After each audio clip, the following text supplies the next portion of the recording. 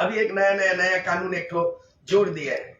हम लोग उस नियम के तहत हम लोगों को इससे डर लगता है कि उसमें आदिवासियत की जो पहचान है वो मटिया मीट हो जाएगा, और हम विरोध उसको कर रहे हैं बीजेपी भारतीय जनता पार्टी को। इस चुनावी मुद्दा होगा कि हमारा धर्म कोड उन्होंने नहीं दिया। आदिवासी जो प्रकृत वो हिंदू नहीं है, हम हिंदू नहीं मानते। हम लोग जितना है हम लोग तो आदिवासी हिंदू नहीं मानते। हमारा डिमांड था हमारा धर्म कोड देना चाहिए। भारत के संविधान में अनुच्छेद 25 में प्रावधान है धार्मिक स्वतंत्रता, और धार्मिक स्वतंत्रता में भारत में 6 धर्म को मान्यता दिया गया है। तो हम लोग जो है ना, अब सारना जो प्रकृति पुजारी है, जो सरूल आने वाला भी है, गांव घर में सरूल मनाया जा रहा है, रांची में सरूल पर उत्सव आने वाला है। हम प्रकृति के साथ जुड़े हुए हैं, प्रकृति के संतान मानते हैं आदिवासी। तो भारतीय जनता पार्टी ने हम लोगों को धार्मिक पहचान नहीं दिया, हमारा चुनावी मुद्दा होगा।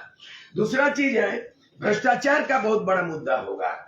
हम लोग ये कहेंगे कि ईडी का जो कार्रवाई है और सीबीआई का और इनकम टैक्स का, ये एक तरफा क्यों होगा?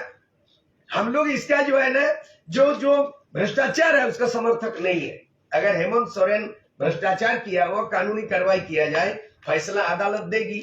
अगर आम आदमी पार्टी का अरविंद केजरीवाल उसी शराब घोटाला में गिरफ्तार हो गया है, तो ये हम भ्रष्टाचार को, ना अरविंद केजरीवाल को सपोर्ट करेंगे हम लोग, ना तो हेमंत सोरेन को करेंगे, और ना तो लालू यादव का चारा घोटाला का, ना तो शिबू सोरेन का रिश्वत कांड का, ना तो मधु कोड़ा का। लेकिन यह बात सामने आ रहा है कि आप जो है ना भ्रष्टाचार के खिलाफ में डंडा चला रहे हो, ईडी का सीबीआई का जरिए हथकंडा बना के भारतीय जनता पार्टी केंद्र में। लेकिन आपका एक हुआ जब गीता को आप ले आया और यहाँ सीता को ले आया, तो गीता का पति का नाम है मधु कोड़ा। 4,500 करोड़ का घोटाला अभी भी वंचित नहीं है, बेल मिला है।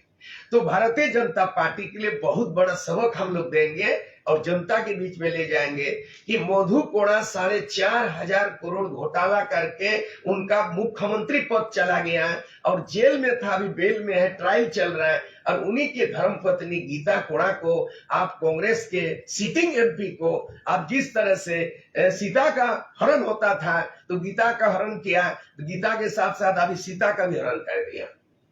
और सीता का मामला जो है लोकसभा चुनाव में उनके आरोप में 50 लाख रुपया आरोपित है और उनको गिरफ्तार 7 महीना जेल में रह चुकी है। गीता सोरेन 7 महीना जेल में रह चुकी है हाईकोर्ट के आदेश से। उनको 50 लाख रुपया उन पे सीबीआई पकड़ा हुआ है। तो मतलब कि भारतीय जनता पार्टी में के तरफ में जो जाएंगे उनके चश्मा में भ्रष्टाचार नहीं दिखता है, और अगर भारतीय जनता पार्टी के विपक्ष में कोई खड़ा दिखाई देता है तो उनको सब भ्रष्टाचार दिखाई देता है। ये उजागर हम लोग लोकसभा में करने वाले हैं। तो हम लोग इस तरह से भ्रष्टाचार के खिलाफ हम लोग तीसरा मोर्चा गठन कर चुके हैं। कई नाम आया है इस बीच में। तो अभी जो एक पहला नाम था हम लोगों का, जिसमें झारखंडी खतियानी मोर्चा जेकेएम, उसके बाद कई नाम आया, झारखंड समन्वय समिति नाम आया। अभी हम लोग आज घोषणा करने जा रहे हैं, हम लोग का नया नाम होगा, तीसरा मोर्चा का नाम है जनमत। जनमत को बहुमत देना है, जनमत नाम होगा उसका। इस तरह शॉर्ट फॉर्म है झारखंड नवनिर्माण महासभा तीसरा मोर्चा। इसका शॉर्ट फॉर्म में JNMT, जनमत नाम दिया है। अब जनमत बैनर पोस्टर होगा और इसमें पहला घटक दल जो सहमति बना Jharkhand people's party registered party है, जिसका मैं केंद्रीय अध्यक्ष हूँ। और उसके बाद जो है झारखंड मुक्ति मोर्चा उलगुलान, जिसका अध्यक्ष है कृष्णा माडी, उनको हम लोग घोषणा कर चुके हैं।